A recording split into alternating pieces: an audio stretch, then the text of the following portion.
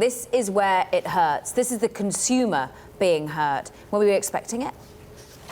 No, we weren't expecting this. The grand bargain that was struck between President Trump and Xi Jinping in Osaka just a few weeks ago was that they would keep these tariffs on hold as long as they were talking, and that the Chinese would in turn start to make some agricultural purchases, and that they would try to find a way to a deal through some tough negotiations that were always likely to take some months.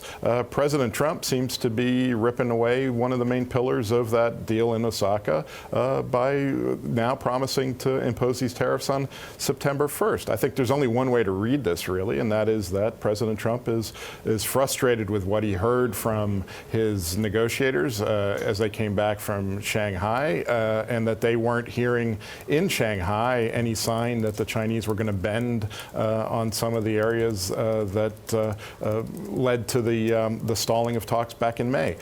This is going to hit consumers, as Luke says. This is so far we've had 3 lists of tariffs that have gone into place, and they have been mainly focused on some kind of esoteric goods that kind of are behind the scenes, things like ball bearings and electric engines and so on. Now we're talking about laptops, we're talking about smartphones, we're talking about kids' clothes, baby furniture, things like that. I guess the good news for consumers is these things aren't going to go in until September 1st, so maybe the back-to-school shopping won't be hit. But that's about it.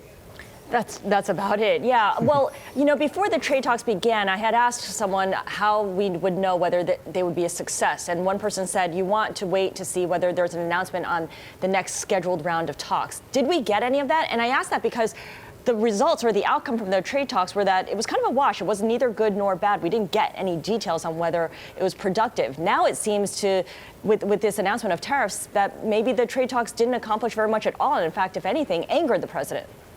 Yeah, no, it's really interesting because the initial messaging out of both the Chinese side and the U.S. side was that there had been constructive talks, that things had gone positively, and in fact the president in his tweet storm announcing these tariffs said that the talks were positive and constructive in Shanghai. So it was a slightly mixed message there.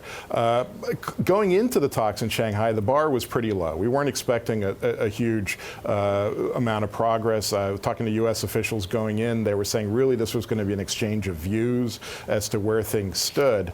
Something's turned, and maybe what turned is, and we're already starting to hear economists kind of mutter about this, is what the Fed did yesterday, and a feeling from the president that maybe the Fed's got his back and he can double down on his trade wars.